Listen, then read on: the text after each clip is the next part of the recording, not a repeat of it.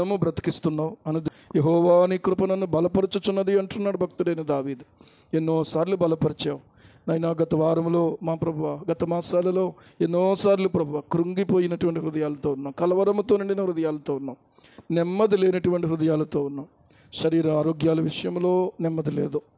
ఆర్థిక ఇబ్బందులు బట్టి కొంతమంది జీవితాల్లో నెమ్మదిని నైనా కోల్పోతున్న పరిస్థితి, కుటుంబాల్లో అసమాధానం.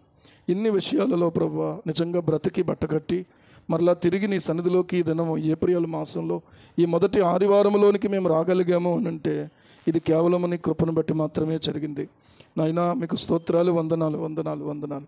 సమస్త ఘనత మీకే చెల్లిస్తున్నాం తండ్రి. నీకేమిచ్చి రుణం తీర్చగలం ప్రభువా. కొన్ని తలంపులు నీ వాక్యములో నుండి మేము మా ప్రభువా లోతుగా ధ్యానం చేయటానికి మీరు మమ్మల్ని మా ప్రభువా ఒక్కసారి బలపరచండి. నాతో మాట్లాడండి, మాతో మీరు మాట్లాడండి.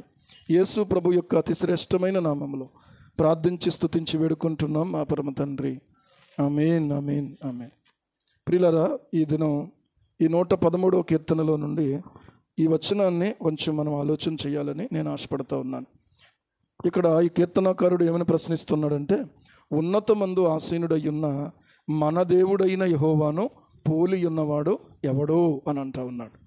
అంటే ఇది మన దేవుడు అన్నాడు అని అంటే దేవుణ్ణి ఎరిగినటువంటి వారికి మాత్రమే తెలిసే విషయం. ఇది దేవుణ్ణి ఎరిగినటువంటి వారు మాత్రమే తమ దేవుని గురించి ఇలాగున ప్రియులార ప్రత్యక్షత కలిగినటువంటి వారుగా ఉండగలుగుతారు. అందరికీ ఈ మాట అర్థం కాదు. అయితే కొంతమంది ఏమనుకుంటారంటే వాళ్ళ దేవుడు వాళ్ళకు గొప్ప, మన దేవుడు మనకు గొప్ప అనుకుంటారు, అంతే కదా. కానీ నిజానికి మన దేవుణ్ణి పోలి ఉన్నవాడు ఎవడు అనే మాట అంటున్నాము అని అంటే అక్కడ ఇంతకు మునుపుకి ఇప్పటికీ మనం ఆరాధిస్తున్నటువంటి ఈ దేవునికి, దేవుళ్ళు అనబడినటువంటి వారికి మధ్యలో ఉన్నటువంటి తేడా తెలిసిన వారు మాత్రమే ఇలా కనగలరు. లేకపోతే వాళ్ళు అన్నీ సమానమే, అన్నీ ఒకటే మాకు అనేటువంటి కోణంలోనే మాట్లాడతారు. ఈరోజు ఈ విషయాన్ని కొంచెం ఆలోచన చెయ్యండి. మన దేవుడైన యెహోవాను పోలి ఉన్నవాడు ఎవడు? ఆయన ఎక్కడ ఆసీనుడై ఉన్నాడట? ఉన్నతమందు ఆసీనుడై ఉన్నాడు. యెషయా గ్రంథంలో మనం చూస్తే ఆయన సింహాసనము ఎక్కడున్నదో ఒకసారి మీరు చూడండి. ఆయన ఎక్కడ ఆసీనుడై ఉన్నాడు? యెషయా గ్రంథము 66వ అధ్యాయము, యెషయా గ్రంథం 66వ అధ్యాయం ఏమంటాడు? ఆకాశము నా సింహాసనము, భూమి నా పాదపీఠము, మీరు నా నిమిత్తము కట్టనుద్దేశించు ఇల్లు ఏపాటిది? నాకు విశ్రమ స్థానముగా మీరు కట్టనుద్దేశించినది ఏపాటిది అంటున్నాడు.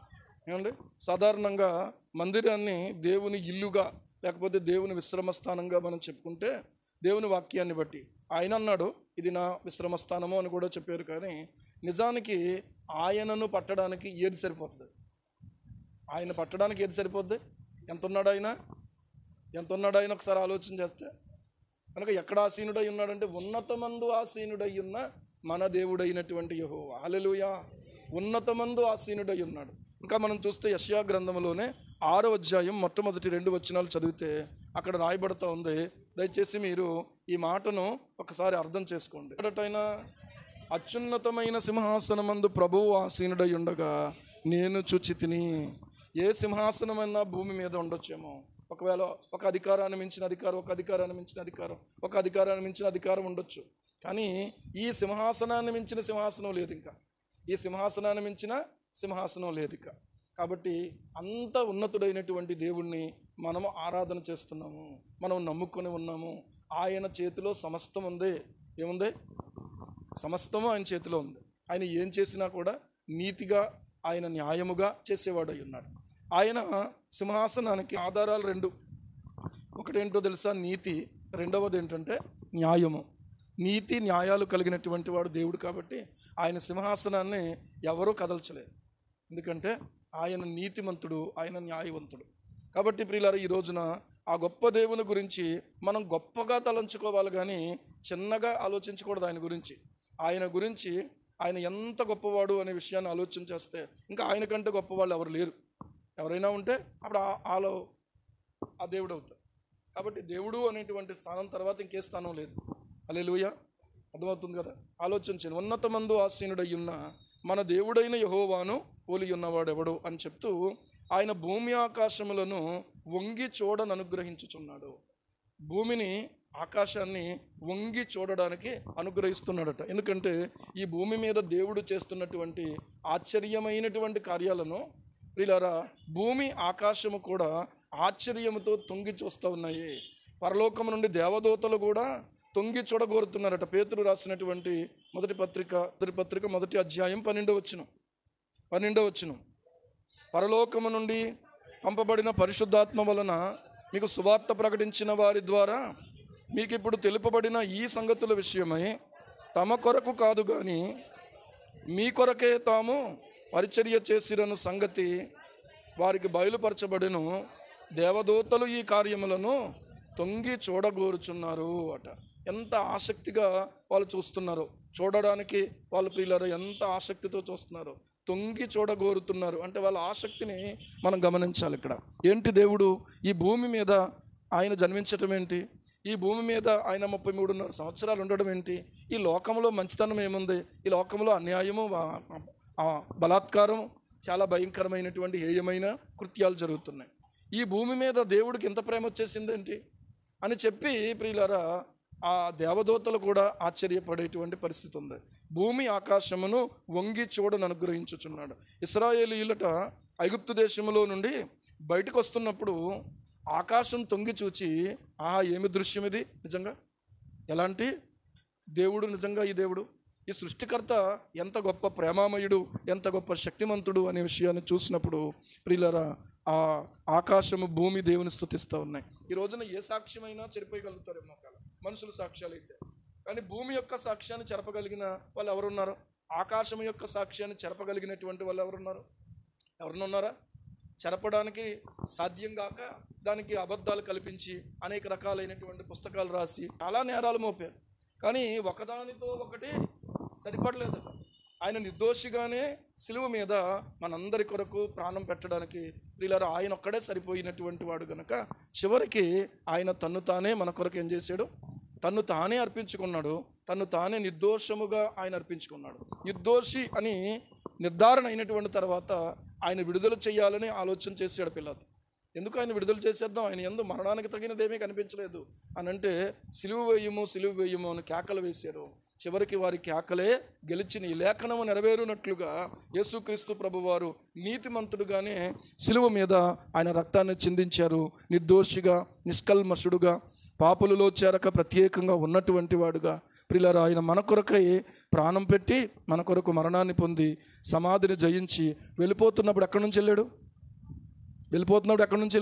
ఇప్పుడు ఆకాశం ఏమంటది? ఆయన నాలో నుంచే వెళ్ళాడు. దేవునికి స్తోత్రం కలుగును గాక. హల్లెలూయా. ఆ సాక్ష్యాన్ని ఎవరైనా చెరపగలరా? చెరపలేరు. కాబట్టి ఈ వాక్యాన్ని ఆలోచన చేస్తూ ప్రియులారా ఒక్కసారి మనం భూమి ఆకాశములు, భూమిని దేవుడు ఎలాగ ఉపయోగించుకున్నాడో, ఆకాశాన్ని దేవుడు ఎలా ఉపయోగించుకున్నాడో, వారికి ఆకలేస్తే ఆకాశమా వారి కోసం నువ్వు నోరు తెరువు అన్నాడు. దేవునికి స్తోత్రం కలుగును గాక. ఆకాశ ద్వారాలు తెరిచి పరలోకము నుండి మన్నానిచ్చి వారిని పోషించాడు. ఇదంతా ఆశ్చర్యకరమైనటువంటి రీతిలో దేవుడు చేశాడు, అద్భుతమైనటువంటి రీతిలో దేవుడు చేశాడు. ప్రియులారా ఆలోచన చేసినట్లయితే ఇక్కడ కనబడేటువంటి విషయం ఏంటంటే ఆయనను పోలి ఉన్నటువంటి వాడు ఎవడు? హల్లెలూయా. ఏమండి, ఆయన అసమానుడు, అద్వితీయుడు. ఆయనకు ఆయనే సాటి, ఇంకా ఆయనకి లేదు పోటీ. దేవుడికి స్తోత్రం. ఆయనకి లేదు పోటీ. ఉందా పోటీ? లేదు. ఏమండి, ఆయన లాంటి పరిశుద్ధులు ఎవరున్నారు? ఒక పాట ఉంది కదా, నీలా ప్రేమించేవారు ఎవరున్నారయ్యా? ఎవరన్నా ఉన్నారా? ఎవరూ లేరు. ఆయనలాగా ఎవరు ప్రేమించలేరు. తల్లి ప్రేమించలేదు, తండ్రి ప్రేమించలేడు, అండి కన్న బిడ్డలు ప్రేమించలేరు, భార్యాభర్తల మధ్యలో అలాంటి ప్రేమ లేదు, బంధుమిత్రుల్లో అలాంటి ప్రేమ లేదు. నిజమైనటువంటి ప్రేమ, నిలిచే ప్రేమ, కడవరకు ఉండేటువంటి ప్రేమ యేసయ్య ప్రేమ మాత్రమే. హల్లెలూయా. ఆ ప్రేమ మనకు దొరికింది కాబట్టి మనం బ్రతికాం, ఈరోజు బ్రతికున్నాం. ఇంకా ఈరోజు ఆ ప్రేమే లేకపోతే ఏమైపోదునో, నీ కృపయే చూపకపోతే నాకు ఊపిరి లేదయ్యా. ఏం లేదు? నాకు ఊపిరి లేదు. ఊపిరి లేకపోతే ఏంటి పరిస్థితి? ఊపిరి లేదంటే అయిపోయినట్టే. మన ఎన్నోసార్లు మన చాప్టర్ క్లోజ్ అయిపోయే పరిస్థితే. కానీ ఆయన కృపతో మళ్ళీ ఏం చేశాడు? మళ్ళీ ఊపిరిచ్చాడు, మళ్ళీ కృపనిచ్చాడు, మళ్ళీ బలపరిచాడు, మళ్ళీ బ్రతికించాడు. ప్రియులారా ఈరోజు మన జీవితాల్లో ఆలోచన చేసుకోవాల్సింది ఏంటంటే ఆయన యొక్క కృపా సమృద్ధిని గురించి మనం ఆలోచన చేయాలి. ఏమంటే కీర్తన గ్రంథం ఎప్పుడు ప్రవేశించాడు? ఆదాము లేనప్పుడు ప్రవేశించాడు. ఆదాము లేనప్పుడు ప్రవేశించాడు, ఉన్నప్పుడు కాదు. ఇద్దరు కలిసి ఉన్నప్పుడు రాలేదాడు, ఏమండి, లేనప్పుడు ప్రవేశించాడు. కాబట్టి ఈ విషయంలో ప్రియులారా జాగ్రత్త కలిగి ఉండాలి. అందుకనే వాక్యంలో ఏమనుందంటే, ఇద్దరి మధ్యలో ఒకవేళ సమ్మతి లేకపోయినట్లప్పుడు ప్రియులారా సాతాను మిమ్మల్ని శోధింపకుండానట్లు ఏం చేయమనుంది దేవుని వాక్యంలోనంటే, అసలు దేవుడే గొప్ప సైకాలజిస్టు. దేవునికి స్తోత్రం కలుగును గాక. హల్లెలూయా. ఏమంటే కొరింథీ మొదటి పత్రిక 7వ అధ్యాయము 5వ వచనం చూడండి. 5వ వచనం, ప్రార్థన చేయుటకు మీకు సావకాశము కలుగునట్లు కొంతకాలము వరకు ఉభయుల సమ్మతి చొప్పుననే తప్ప ఒకరినొకరు ఏం చేయొద్దు, ఎడబాయికండి. మీరు మనస్సు నిలుపలేకపోయినప్పుడు సాతాను మిమ్మును శోధింపకుండునట్లు తిరిగి కలిసి కొనుడి అని అంటా ఉన్నాడు. ఇద్దరి మధ్యలో అపవాది ప్రవేశించే చోటు ఇవ్వకూడదు. దేవునికి స్తోత్రం కలుగును గాక. ఒకవేళ ఉదయం ఏదో చిన్న మాట వచ్చింది, ఏమండి, సాయంత్రం వచ్చేటప్పటికి రానే చెప్తాను అన్నట్టుగా ఉండకూడదు. ఏమండి, ఉదయం ఏదో జరిగిందిలే, ఆయన తొందరపాటు నా తొందరపాటు, పోన్లే ఏమైంది పక్కన పెట్టేసి మళ్ళీ సాయంత్రానికి ఏమైపోవాలంటే సమాధానంగా జీవించాలి. దేవునికి స్తోత్రం. కొన్ని సూత్రాలు కూడా మనం పాటించాలి సంసారంలో. ఏంటది? ఉదయం ఒకవేళ కోపడ్డారనుకోండి, మధ్యాహ్నం ఏమండి తగ్గిపోవాలి. మధ్యాహ్నం కూడా కాదనుకోండి, సాయంత్రానికన్నా ఏమైపోవాలంటే తగ్గిపోవాలి. అంతేగాని సూర్యుడు అస్తమించిన తర్వాత కూడా ఇంకా మన కోపం మాత్రం అలాగే ఉదయిస్తూ ఉందనుకోండి, ఈ కిరణాలు ఏమవుతాయి అంటే ఏమంటే తిన్న అన్నం వంట పట్టదు, నిద్ర రాదు, మనశ్శాంతి ఉండదు, సరిగా ప్రార్థన చేసుకోలేవు, సరిగా ప్రార్థన చేయలేవు. ఇక్కడ ఏమనుందో ఒక మాట మనం చూస్తే, ప్రార్థన చేయుటకు ఇద్దరికీ ఏం కలుగునట్లట, సావకాశము కలుగునట్లు. అంత సావకాశం లేకుండా ఉన్నామనుకోండి, అపవాది మనల్ని డిస్టర్బ్ చేసే అవకాశం ఉంది. కనుక ఎందుకు చెప్తున్నానంటే, ఈ దినమున సమాజంలో, లోకములో కానీ సంఘములో కానీ ఒక అపవిత్రాత్మ తిరుగుతూ ఉంది. అదేంటంటే చంపమని ప్రేరేపించే దురాత్మలో, అలాగే చచ్చిపోమ్మని ప్రేరేపించే దురాత్మ. ఈ రెండు దురాత్మ పనేది. ఎందుకంటే దేవుని వాక్యంలో ఏమనుంది, నరహత్య చేయకూడదని ఉంది. సరే, ఎవరిని నేను హాని చేయనండి, ఎవరికి నేను బాధ కలిగించనండి, చచ్చిపోతానండి బాబు, ఎందుకు వచ్చిందండి, వీళ్ళతో నేను ఆగలేనండి అనుకుందాం. ఒకవేళ అలా కూడా దేవుడు ఏమంటున్నాడు తెలుసా, నీ ప్రాణం నీది కాదు, ఎవరిదే ఏమండి, అంటే దేవునిది కాబట్టి దేవుడే తీసుకోవడానికి హక్కుదారుడు. దేవునికి స్తోత్రం కలుగును కాదు. మధ్యలో నువ్వెవరో తీసుకోవడానికే, ఏమన్నా ఉద్యోగం రాలేదని, లేకపోతే ఇప్పుడు పరీక్షలో రిజల్ట్ వచ్చేస్తుంది, అమ్మో రిజల్ట్ వచ్చేస్తుందని. కొంతమంది బాగా రాసిన వాళ్ళు ఏమనుకుంటారంటే ఏం పర్లేదు అనుకుంటారు. బాగా రాయిన వాళ్ళు ఏమనుకుంటారు, అయ్యి బాబు రిజల్ట్ వచ్చేస్తుంది, మా అమ్మ ఏమంటుంది, మా నాన్న ఏమంటాడు తర్వాత సంగతి. ముందు రిజల్ట్ ఒకవేళ సరిగా రాకపోతే, ఏమంటే ఒక అబ్బాయి ఫెయిల్ అయిపోయినట్టు వచ్చింది, మంచి చదువు బాగా చెప్పకుండా ఇలాగని చెప్తే మళ్ళీ వాళ్ళు మందలిస్తారని బాధపడతారని చెప్పి ఇంత బాగా చదివినటువంటి వాడు నిరాశ చెంది ఏం చేశాడంటే వెళ్ళిపోయి ట్రైన్ కింద తలకాయ పెట్టేశాడు. వాడు చనిపోయాడు. మళ్ళీ తిరిగి వచ్చినటువంటి సరిచేయబడినటువంటి రిజల్ట్లో చూస్తే వాడికి ఫస్ట్ ర్యాంక్ వచ్చింది. ఇప్పుడు ఏమవుతాడు, బతుకుతాడు మళ్ళీ, అరే నీకు ఫస్ట్ ర్యాంక్ వచ్చిందిరా, అనవసరంగా చచ్చిపోయేవరా నువ్వు అని ఎవడైనా ఒకవేళ చెప్తే, అరే అవునా అని మళ్ళీ అన్న లేసే అవకాశం ఏమైనా ఉందా? తొందరపాటు చూడండి ఎంత దారుణమైన పరిస్థితి. ఏమండి, ఇక్కడే కాకినాడలో MBBS సీట్ వచ్చింది, చక్కగా చదువుతున్నాడు, చాలా బాగా చదువుతున్నాడు, మేనమామ చదివిస్తున్నాడు. అమ్మమ్మ తాతయ్య వాళ్ళు కూడా అనుకుంటున్నారు, మన వాడి కోసం మనం ఒక స్థలం కొని ఒక హాస్పిటల్ కట్టాలి, చక్కగా వాడు చదువు పూర్తయ్యేటప్పటికి ఇక్కడ హాస్పిటల్ రెడీగా ఉండాలనుకున్నాను. కానీ జరిగింది ఏంటంటే, ఆ అబ్బాయి నేను చదవలేకపోతున్నాను రా, మా మేనమామ నన్ను ఎంతో ప్రేమించి బోళ్ళంత డబ్బులు ఖర్చు పెట్టి మా అమ్మమ్మ తాతయ్య చదివిస్తున్నారు అని చెప్పి ఆ సెమిస్టర్స్లో తనకు మార్కులు తక్కువ వస్తూ ఉంటే కొంచెం బాధపడుతూ ఫ్రెండ్స్ దగ్గర ప్రస్తావన చేస్తున్నాడట. ఈ విషయం చెప్తున్నాడు. ఎవరి దగ్గర చెప్తారు పిల్లలు, ఎవరి దగ్గర చెప్తారు? తల్లిదండ్రుల దగ్గర చెప్పలేరు, ఫ్రెండ్స్ దగ్గర చెప్తున్నాడు. ఊరుకోరా, నువ్వేంటి అలాగంటావు, నువ్వే అలాగంటే మాలాటోళ్ళు ఏమనుకోవాలరా అని అంటున్నారు తప్ప ఆ పాయింట్ ఎవరు క్యాచ్ చేయట్లేదు. చివరికి అబ్బాయి ఏమనుకున్నాడంటే, ఎవరో చూడకుండా చచ్చిపోదాం అనుకున్నాడు. ఎవరికి చెప్పినా వాళ్ళు అర్థం చేసుకోవట్లేదు, నేను ఏదో పెద్ద తోపు అనుకుంటున్నారు వాళ్ళు, లేకపోతే నేను చాలా పెద్ద ర్యాంకు నేను తెచ్చుకుంటాను అనుకుంటున్నారు, కానీ నేను చూస్తే చదవలేకపోతున్నాను. ఇప్పటికే బోల్ డబ్బులు ఖర్చు పెట్టారు, ఇంకా నా మీద ఇంకా డబ్బులు ఖర్చు పెట్టి వాళ్ళు ఆ తర్వాత ఇలాగ అయ్యిందేంట్రా అని బాధపడకూడదని చెప్పి ఏమండి ఆ యొక్క కాలేజ్ వెనక్కి వెళ్ళి ఆ వెనకనున్నటువంటి వైపుకు వేస్ట్ అంతా వేస్తూ ఉంటారట. పందులు ఇవన్నీ తిరుగుతూ ఎవరు అటువైపు వెళ్ళరు. ఇలాంటి వాళ్ళు ఏం చేస్తారంటే అలాంటి స్థలాలు ఆలోచించుకుంటారు. ఏమండి ఇంట్లో ఉన్నట్టుగానే ఉంటారు, లేకపోతే ఆ కాలేజీలో హాస్టల్లో ఉన్నట్టుగానే ఉంటారు, అందరితో ఉన్నట్టుగానే ఉంటారు, మధ్యలో ఇలాంటివి చూసుకుంటూ ఆలోచించుకుంటారు అన్నమాట. ఏంటంటే కొంతమంది రూముల్లో చచ్చిపోయిన వాళ్ళు. ఈ అబ్బాయి ఎలా చచ్చిపోయాడంటే, పై అంతస్తు మీద నుంచి 2nd ఫ్లోరో 3rd ఫ్లోరో అక్కడ నుంచి ఆ వెనక వైపుకు ఉన్నటువంటి ఆ డ్రైన్ వైపుకి ఏమయ్యాడంటే పైనుంచి కింద పడిపోయాడు. పడిపోగానే తల ఆ కింద ఉన్నటువంటి రాయికి తగిలింది, తల పగిలిపోయింది, స్పాట్ డెడ్ అనమాట. తర్వాత చూసుకున్నారు, ఏడు పలానా వాడు కనిపించట్లేదండి, ఎక్కడికి వెళ్ళాడు, నీకు చెప్పాడా అంటే చూసేటప్పటికి శవం ఎక్కడ కనపడిందంటే అక్కడ కనపడింది. తొందరపాటుగా చదవలేకపోతున్నాను, ఇంకా నా వల్ల కాదు, దానికి క్లోజ్ చేసేసి వచ్చేయాలి. ఇది కాకపోతే ఇంకొక దారి ఉంటుంది ఏమండి. అందరూ డాక్టర్లు అయిపోరు, అందరూ ఇంజనీర్లు అయిపోరు, కొంతమంది వ్యాపారస్తులు కూడా అవుతారు, కొంతమంది ఏదో ఒక పనిలో నిపుణత కలిగినటువంటి వాళ్ళు అవుతారు.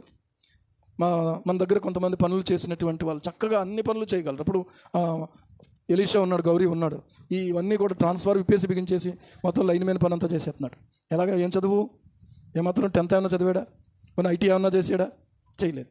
మరి ఎలా వచ్చింది అంటే ఆ లైన్ మెయిన్గా ఉన్నటువంటి ఆ సన్యాసప్పుడు గారు కూడా వెళ్ళి నెమ్మదిగా ఆ పని అంతా నేర్చుకుని చక్కగా, ఒకవేళ తనకు ముందే కొంత నాలెడ్జ్ ఉందేమో, ఎలాగో చేసి ఇప్పుడు ఈ రోజున తన కాళ్ళ మీద నిలబడి తన భార్య బిడ్డలను పోషించుకోగలిగిన స్థితి ఉంది. ఎలాగోలాగా బతకగలం, అంతేగాని ఏమండి అదే చేయాలని లేదు. కొంతమంది సాఫ్ట్వేర్ ఇంజనీర్స్ ఆ జాబులకు రిజైన్ చేసేసి ఎంతకాలమైనా ఇంక ఇదే పరిస్థితి, నెమ్మది లేదు, మనశ్శాంతి లేదని చెప్పేసి వెనక్కి వచ్చేసి ఇప్పుడు వ్యవసాయదారులుగా వాళ్ళు మంచి రాబడి పొందేటువంటి డ్రాగన్ సాగు ఇలాంటివి చేస్తున్నారు. వాళ్ళు లక్షల కొలది రూపాయలు సంపాదిస్తున్నారు. దేవునికి స్తోత్రం కలుగునుగా. ఎవరు ఎందులో రాణిస్తారో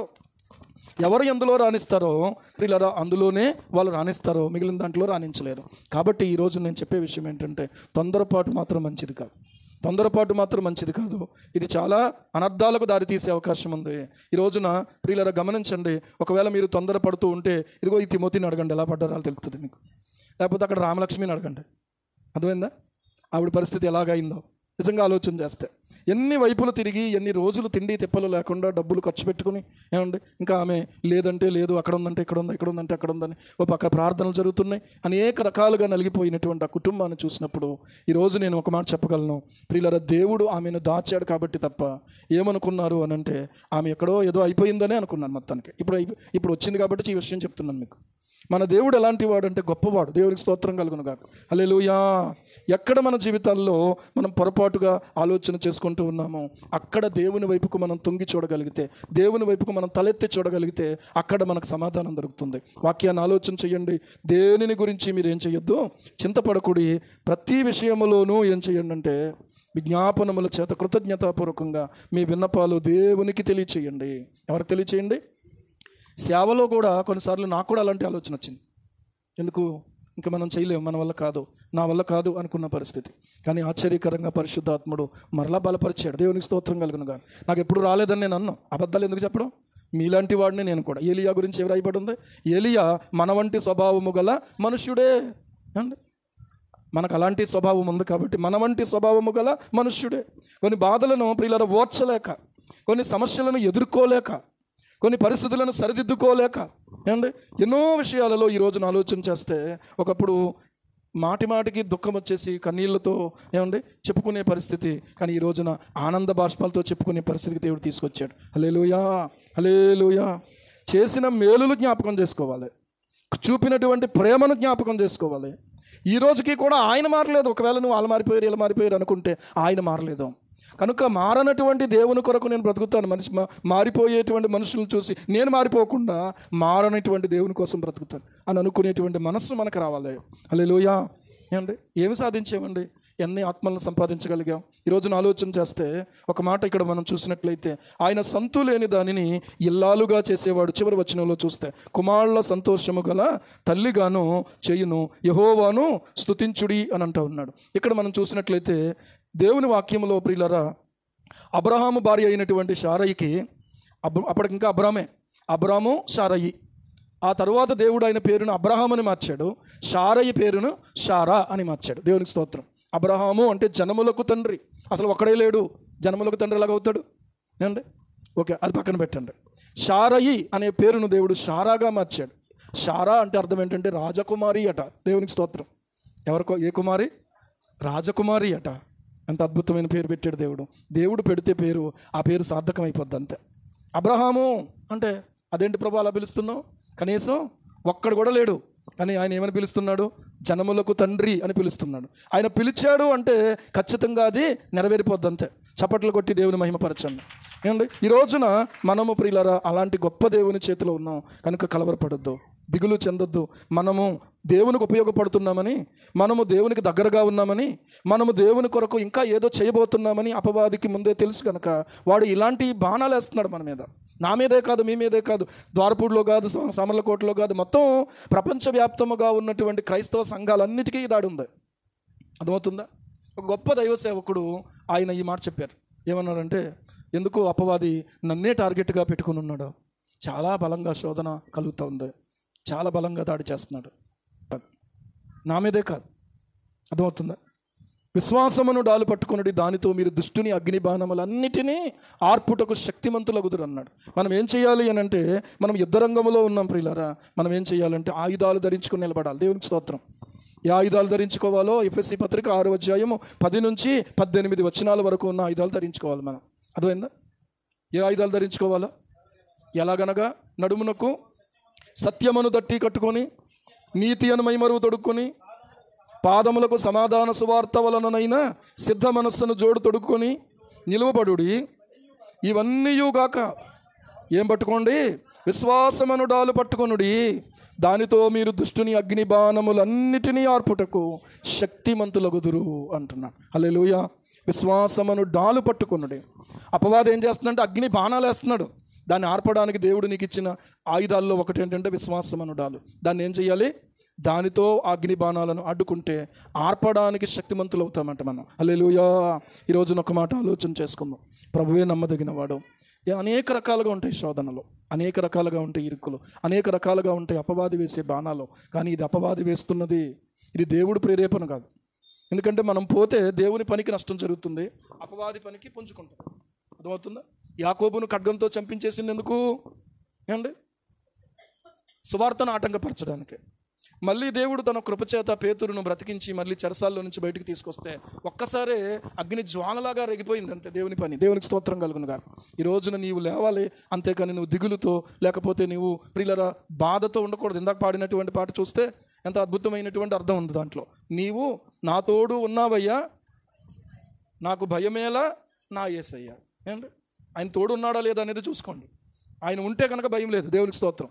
ఆయన ఉన్నటువంటి చోట తుఫాను వచ్చింది, అయినా ఆయన ఉన్నాడు కాబట్టి వెంటనే వారు ఆయన ఆర్థిస్తే, ఆయన ఆశ్రయిస్తే వెంటనే ప్రభువు ఆ గాలి తుఫాను గద్దించాడు, అది నిమ్మలమైపోయింది. హల్లెలూయా. ఆయన ఉన్నాడా లేదా అనేది చూసుకోవాలి. ఆయన ఉంటే ఏ బాధ అయినా కూడా అది బాధగా అనిపించదు, కష్టము కష్టంగా అనిపించదు. ఆయన ఉన్నాడు, ఆయన ఉన్నాడు. ఏమండి? నీకు భీతి ఎలా, భయమేలా, భీతి ఎలా, చింత ఎలా, ఇవన్నీ మనలో ఉంటాయి. కానీ పాట మాత్రం పాడేస్తూ ఉంటాం. ఏంటి? భయమే, నీకు భయమేలా, నేనేమో భయపడతాను, నీకు భయం ఎందుకు అని ఇతరులకు చెప్తాం. మనం పాట ఎవరి కోసం అంటే అవతల కోసం కాదు, మన కోసం. నీకు భయమేలా, నా ప్రాణమా నువ్వెందుకు భయపడుతున్నావు, నా ప్రాణమా నువ్వెందుకు కృంగిపోతున్నావు, నా ప్రాణమా నీవెందుకు చింతపడుతున్నావు.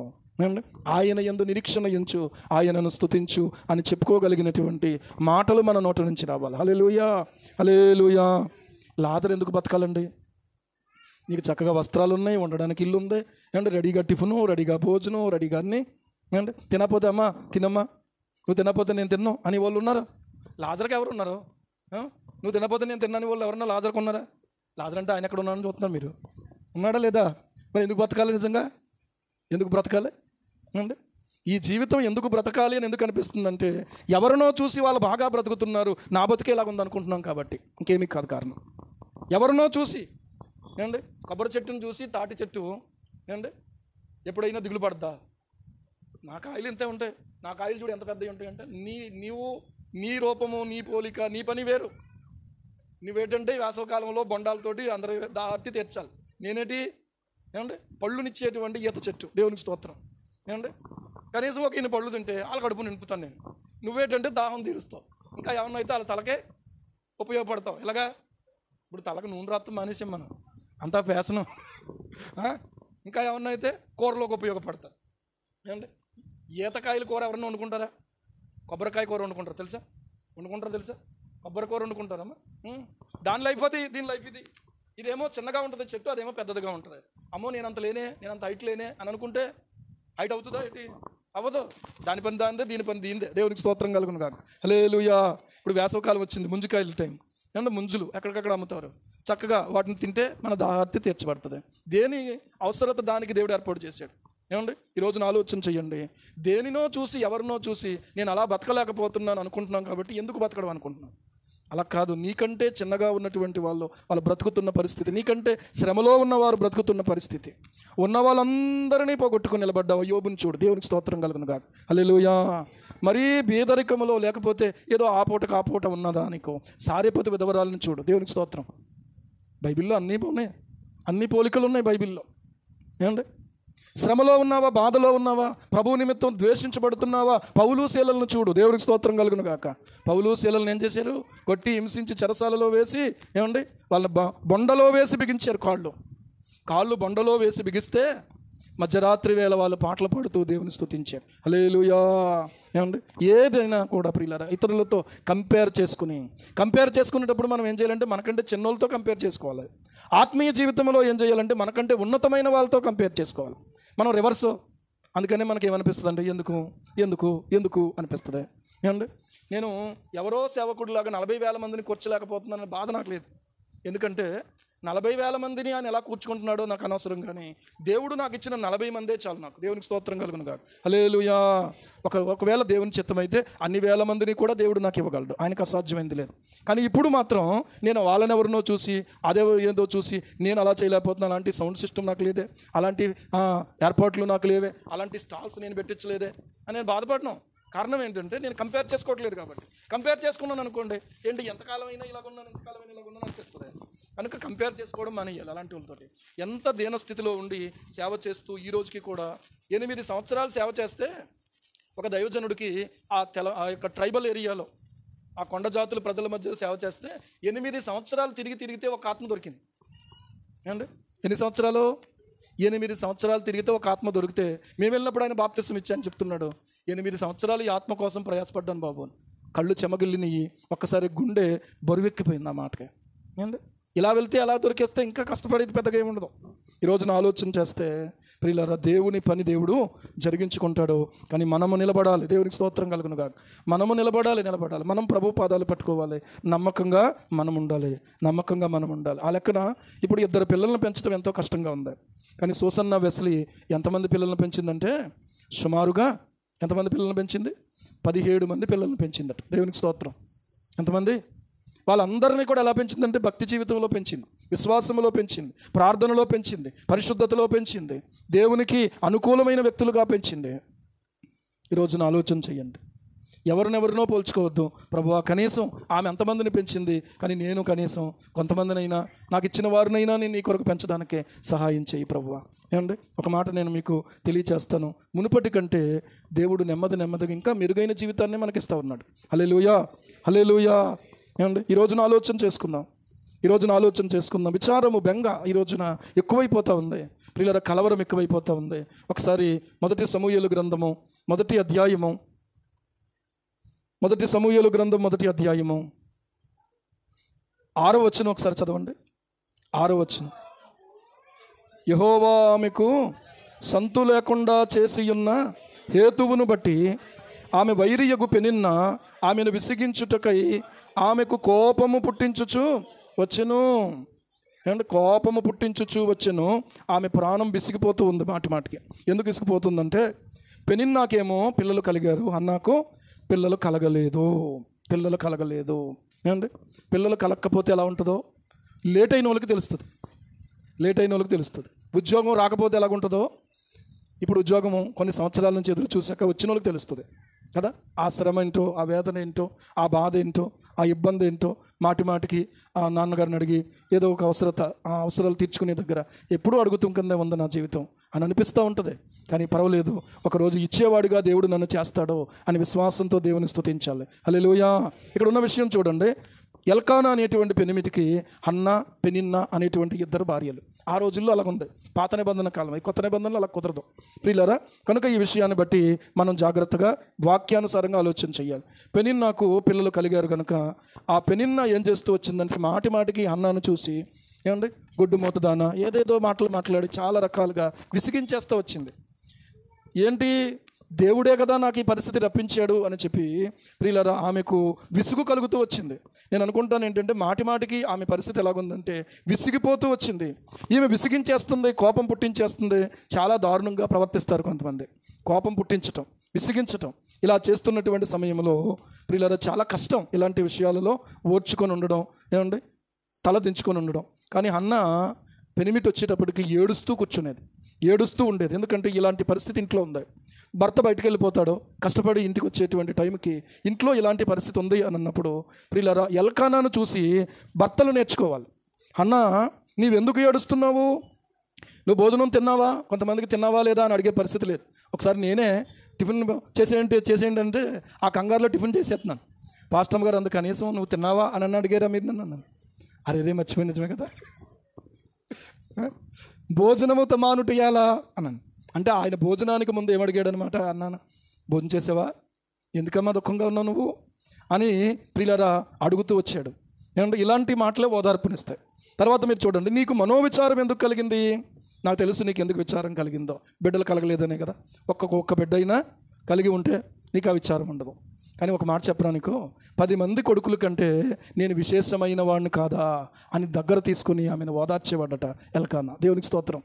అయినా కూడా ఆయన వెళ్ళిన తర్వాత మళ్ళీ ఈ కింద దీన్ని ఏమంటారో ఏమండి, ఈ పొగ మొదలైపోయేది అనమాట, ఈ మంట మొదలైపోయేది. ఈవిడ మంటట్టేసేది, ఆయన వచ్చేటప్పటికి చల్లార్చేవాడు.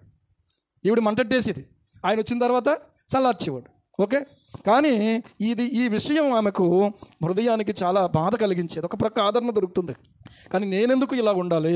నా దేవునికి ఇది మహిమ కాదు. దయచేసి దేవుని చిత్తమైతే దేవుడు నాకు ఒక్క మగబిడ్డను కానీ దయచేస్తే మళ్ళీ ఆయనకే నేను ఇచ్చేస్తాను, నా మీద ఈ నింద లేకుండా ఉంటే చాలు అని కోరుకుంది. దేవునికి స్తోత్రం కలుగునుగా. ఇప్పుడు ఈ విషయాన్ని బట్టి మనం ఆలోచన చేస్తే ఆత్మ సంబంధమైన విషయానికి శరీర సంబంధమైన విషయాన్ని లింక్ చేసింది ఆవిడ. అర్థమవుతుందా? శరీర సంబంధమైన విషయాన్ని తీసుకుని ఆత్మ సంబంధమైన విషయానికి లింక్ చేసింది. ఇలా లింక్ చేయటం మనకు రావాలి. ఈ లింక్ చేయటం మనకు వస్తే తప్పకుండా దేవుడు నీ ప్రార్థన ఆలకిస్తాడు. హల్లెలూయా. అర్థమవుతుందా? ఈరోజున ఆలోచన చెయ్యండి. దేవుడు ఒకవేళ బిడ్డలను ఇచ్చాడు, ఎంత సంతోషంగా ఉందో. కానీ దేవుని కుటుంబంలోనికి ఒక బిడ్డను కూడా నేను తీసుకురాలేకపోయాను సంఘంలోకి. దాని గురించి నువ్వేం చేయాలంటే కన్నీళ్ళు కార్చి ప్రభు సన్నిధిలో ప్రార్థన చేయాలి. కొంతమందికి ఈ రోజుకి కూడా సంవత్సరాల తరబడి ఉన్నప్పటికీ కూడా వాళ్ళకి పిల్లలు కలగలేదు. దానికి ఉదాహరణ మా మాస్టర్ రామారెడ్డి మాస్టర్ అని ఇక్కడికి వచ్చారు కదా, ఒకసారి వాక్యం చెప్పినాక. కానీ ఆత్మ సంబంధంగా అనేకులకు వాళ్ళు ఆశీర్వాదకరంగా ఉన్నారు. హల్లెలూయా. ఎంతోమంది పిల్లలు ఉన్నారు, వాళ్ళు ఎవరో కన్నా బిడ్డలు కాదు. ఎవరు వాళ్ళు? స్వార్థ వలన, ప్రార్థన వలన, ఉపవాసం వలన, కన్నీళ్ళ వలన, వాక్య పరిచర్య వలన దొరికినటువంటి పిల్లలు అన్నమాట. దేవునికి స్తోత్రం కలుగునుగా. ఈ పిల్లలైనా ఒకవేళ వదిలేసి వెళ్ళిపోతారేమో కానీ ఈ పిల్లలు మాత్రం అలాగే ఉంటారు. దేవునికి స్తోత్రం కలుగునుగా. అందుకని ఆ పిల్లల మీద కంటే ఈ పిల్లల మీద ఎక్కువ దృష్టి ఉంటుంది నాకు. ఆలోచన చెయ్యండి. సరే, అన్న ఇలా లింక్ పెట్టి ప్రార్థన చేసి దేవుని ఎదుట మనవి చేస్తే దేవుడు ఆమె మొర్రను ఆలకించాడు. అద్భుతంగా ఆమె గర్భము దేవుడు తెరిచాడు. హల్లెలూయా. అన్న దుఃఖముఖిగా ఉండటం మానేసింది. ఇక్కడ మనం చూస్తే ఈ కీర్తనల గ్రంథంలో ఈ 113వ కీర్తన చివరి వచనములో ఆమెను కుమారుల సంతోషము గల తల్లిగా దేవుడు చేశాడు. ఆమె ఒక కుమారుని అడిగింది, కానీ దేవుడు ఆమెకు ఎంతమంది పిల్లల్ని ఇచ్చాడో చూడండి ప్రియులారా. ఆ కుమారుని దేవుడు ఇచ్చేసిన తర్వాత, ఆ కుమారుణ్ణి దేవుని కొరకు ఇస్తానని చేసుకున్నటువంటి తీర్మానం నెరవేర్చినటువంటి తర్వాత, మొదటి సమూయేలు గ్రంథము 2వ అధ్యాయము ప్రియులారా 21వ వచనం, యెహోవా హన్నాను దర్శింపగా ఆమె గర్భవతి అయి 3 కుమారులను 2 కుమార్తెలను కనెను. అయితే బాలుడకు సమూయేలు యెహోవా సన్నిధిని ఉండి ఎదుగుచుండెను. హల్లెలూయా. ఒక్క కుమారుణ్ణి నాకు ఈ ప్రభువా, నేను నీకు ఇచ్చేస్తాను తిరిగి అని మొక్కుబడి చేసుకుని ఆ మొక్కుబడిని ఆమె అనుకున్నట్టుగా ఆమె చేసుకున్నట్టుగా నెరవేర్చేసుకుందట. నెరవేర్చేసుకున్నటువంటి తర్వాత ఆమెకు జరిగినది ఏమిటి అని అంటే, మరలా దేవుడు ఆమెను 3 కుమారులతోనూ 2 కుమార్తెలతోనూ దేవుడు దీవించాడు. ప్రియులారా, ఈ రోజున ఆలోచన చేస్తే ఆమె కుమారుల సంతోషము గల తల్లిగా చేయబడింది. దేవుడు ఏది చేసినా కూడా దాని వెనుక ఆయనకు మహిమ తెచ్చుకునేవాడుగా ఉంటాడు. దేవునికి స్తోత్రం కలుగునుగా. హల్లెలూయా. ఆలోచన చెయ్యండి. ఇలాంటి కార్యాలు ఏమన్నా అబ్రాహాము భార్య అయినటువంటి శారయి తొందరపడింది. నువ్వు హాగరుతో వెళ్ళిపోయినట్లయితే ఆమె దాసి, ఆ దాసితో కూడా ఆ దినాల్లో అలాగ వెళ్ళిపోయేవాళ్ళు. పిల్లలు వెళ్ళిపోతే పిల్లలు కలిగితే వాళ్ళైనా నీ వాళ్ళ కలిగినటువంటి బిడ్డ కాబట్టి అలాగైనా దేవుడు మనకే బిడ్డనిచ్చాడు అనుకుంది. కానీ దేవుడు మనం అడ్జస్ట్ అయిపోవచ్చేమో, కానీ దేవుడు ఎప్పుడు అడ్జస్ట్ అవ్వడం. దేవునికి స్తోత్రం. పాపాన్ని దేవుడు ఎప్పుడు అంగీకరించడం. అందుకనే దేవుడు ప్రియులారా 86 సంవత్సరాల వయసు నుంచి 99 ఏళ్ల వరకు దేవుడు అబ్రాహాముతో మాట్లాడలేదు. నీ పెత్తనం ఏంటి మధ్యలో? నేను ఇచ్చేదానికి నీ సహకారం ఏం అవసరం లేదు, నాకు నీ యొక్క సహకారం అవసరం లేదు అని చెప్పి దేవుడు 13 సంవత్సరాలు మాట్లాడలేదు. దేవుడు సరిగ్గా 99 ఏళ్ల వాడైనప్పుడు అప్పుడు దేవుని వాక్కు మళ్ళీ అబ్రహాముకు ప్రత్యక్షమయ్యింది. హల్లెలూయా. ఈ రోజున ఒక మాట చెప్తున్నాను, నీ జీవితాన్ని చూసుకొని ఇతరులతో కంపేర్ చేసుకుని ప్రియులారా సోమరితనాన్ని తెచ్చుకోవద్దు, లేకపోతే ఉన్నటువంటి ఆత్మ సంబంధమైన విశ్వాసాన్ని చల్లార్చుకోవద్దు. ప్రభు ఎదుట నీది నీదే, వాళ్ళదే అనే విషయం ఆలోచన చేసుకోవాలి. కొబ్బరి చెట్టే, ఈత చెట్టే, అంతగాని ఇది అదవదో అది ఇదవదో. అర్థమవుతుందా? ఏమండి, ఒకళ్ళు తెల్లగా ఉన్నారనుకోండి, దేవుడు ఇచ్చాడు అనుకుని దేవుని స్తుతించండి. నల్లగా ఉన్నారనుకోండి, అది కూడా దేవుడు ఇచ్చిందే కదా. నల్లగా ఉంటే దేవుడు ఇవ్వలేదా? దేవుడు ఇచ్చాడు, దేవుని స్తోత్రం. కాకి పిల్ల కాకి ముద్దు. కాకి పిల్ల ఎలాగ ఉంటుంది? నల్లగా ఉంటుంది. నల్లగా ఉంది ఇది అని అనుకుంటుందా కాకి? అనుకోదు. ఏమండి, కాకి పిల్ల కాకి ముద్దు, దేవునికి స్తోత్రం. మనం ఎలాగున్నా ఏమండి ఆత్మీయంగా ఉంటే యేసయ్యకి ముద్దు అంతే, దేవునికి స్తోత్రం. ఉన్న వాళ్ళైనా లేని వాళ్ళైనా తారతమ్యం లేదు, చదువుకున్న వాళ్ళని చదువు లేని వాళ్ళని తారతమ్యం లేదు. ఎవరిని ఎక్కడ దేవుడు ఉంచుతాడో ప్రియులారా ఆయన ఉంచి ఆయన మహిమ పొందుతాడో. ఒక మాట ఆలోచన చేసుకోవాలి, ఏంటంటే ప్రభువా నీవు ఎక్కడ ఉంచితే నేను అక్కడ ఉండడానికి నాకు సహాయం చేయి ప్రభువా అని ప్రార్థన చేసుకోవాలి. ఇప్పుడు మన చుట్టూ ఒక గోడ కనపడుతుంది కదా, ఈ గోడలో ఉన్నటువంటి ఇటుకలన్నీ కూడా ఒకదాని వెంబడి ఒకటి పెట్టుకుంటూ వచ్చిన తర్వాత మధ్యలో కొంచెం గ్యాప్ వస్తుందా రాదా? వచ్చినప్పుడు ఏం చేస్తాడు? అక్కడ ఏమవసరం అవుతుందంటే చిన్నిటికి అవసరం అవుతుంది, పెద్ద ఇటుక అక్కలేదు. దాన్ని అక్కడ పెట్టకపోతే ఏమవుతుందంటే గోడ పూర్తవుతుంది. ఈ పెద్ద ఇటుకలు ఎంత పని చేసినాయో ఆ చిన్నిటికి కూడా అంతే పని చేసింది ఆ గోడ కట్టబడడంలో. ఈరోజు మన జీవితం కూడా అంతే. నేను చిన్నవాడిని, నేను చిన్నదాన్ని, నేను ఇంకా ఏదో చేయాలనుకుంటున్నాను, నా వల్ల కావట్లేదు అనుకునే దగ్గర మీరు ప్రభువు ఎదుట ఒక విషయం గుర్తుపెట్టుకోండి, ఏంటంటే నా వంతుగా నేను చేయవలసిన పనిని నేను చేయాలి. ఆ గోడ కట్టుబడిలో ఆ చిన్న ఇటుక పాత్ర కూడా చాలా ముఖ్యమైనటువంటిది, దేవునికి స్తోత్రం. అది లేకపోతే అక్కడది గోడ పూర్తవుతుంది కదా. చాలాసార్లు నేను ఆ కట్టుబడిలో ఇలాంటివన్నీ నేర్చుకున్నాను, దేవునికి స్తోత్రం కలుగునుగా. హల్లెలూయా. ఏమండి, అక్కడ వరకు ఖాళీగా ఉన్నటువంటి స్థలం ఇప్పుడు గోడ కట్టిన తర్వాత ఆ ప్రదేశం యొక్క పరిధి ఏంటో నిర్ణయించబడిపోయింది. అక్కడ గోడ కట్టకపోతే ఇప్పుడు ఈ గోడ లేదనుకుంటాం, ఇటువైపు వెళ్తే పిల్లలు అలాగ వెళ్తున్నాను, కంగారు పడమా మనం? ఎంత డేంజర్ అది నిజంగా. ఆ గోడ కట్టుబడి ఎంత ముఖ్యమో ప్రియులారా ఈ రోజున మనం కూడా దేవుని యొక్క పరలోక మందిర నిర్మాణం విషయంలో కూడా, ఆత్మ సంబంధమైన మందిరంలో కూడా మనము పాలిభాగస్థులమై ఉండడం అంతే ముఖ్యం. మన పరిశుద్ధత మనం కాపాడుకోవాలి, మన విశ్వాసం మనం కాపాడుకోవాలి. మనం చేయగలిగినంత మనం చేయాలి, ఇవ్వగలిగినంత మనం ఇవ్వాలి, చూపగలిగినంత ప్రేమ చూపించాలి. హల్లెలూయా, హల్లెలూయా. ప్రార్థన చేసుకుందాం ఈ సమయంలో. ప్రభు ఎదుట ప్రియులారా మన యొక్క విశ్వాసాన్ని బలపరుచుకుందాం ఈ సమయంలో. ఆకాశములను భూమిని ఆయన వంగి చూడను అనుగ్రహించుచున్నాడు. ఆయన ఉన్నతమందు ఆసీనుడై ఉన్నటువంటి మన దేవుడైన యెహోవాను పోలి ఉన్నవాడు ఎవడో. ఈ రోజున ఆలోచన చేసుకుందాం. దిగులు పడుతున్నావా? కలవరపడుతున్నావా? చింతపడుతున్నావా? ఊరికనే కంగారు పడుతున్నావా? దయచేసి ఈ రోజున ప్రియులారా ఎవరి జీవితాల గురించి ఆలోచించకండి. ఈరోజు ఒకవేళ నీ హృదయంలో అలాంటి చింత ఉంటే, నాకెందుకు ఈ బాధ ఉండాలి, నాకెందుకు ఈ యొక్క ఇబ్బంది ఉండాలి, నన్నెందుకు ఇలాగ అనుకోవాలి అనేటువంటి మాటల దగ్గర నీవు ఆలోచన చేసుకో. నీవు దేవుని పాత్రవని గుర్తు చేసుకో. ఆ పాత్రలు ఎక్కడ ఉపయోగపడాలో అక్కడ ఉపయోగపడతాయి. ఆ ఉపయోగపడటంలోనే వాటి సార్థకత. ప్రభువా నన్ను నీవు ఉపయోగించుకోండి నాయనా అని ప్రార్థన చేసుకుందాం. ప్రభువా మీ రక్తదారులతో నన్ను కడగండి, శుద్ధి చేయండి. కుమ్మరి ఓ కుమ్మరి జగదుత్పత్తి దారి జిగట మన్నైన నా వంక చల్లగా చూడుమయా, చల్లగా చూడుమయా. పనికిరాని పాత్రనని పారవేయకుమా, పనికిరాని పాత్రనని పారవేయకుమా. పొంగి పొరలు పాత్రగా నన్ను నింపుమా. కుమ్మరి ఓ కుమ్మరి జగదుత్పత్తి దారి జిగట మన్నైన నా వంక చల్లగా చూడుమయా, చల్లగా చూడుమయా. అన్న జీవితాన్ని సంతోషపరిచిన దేవుడు.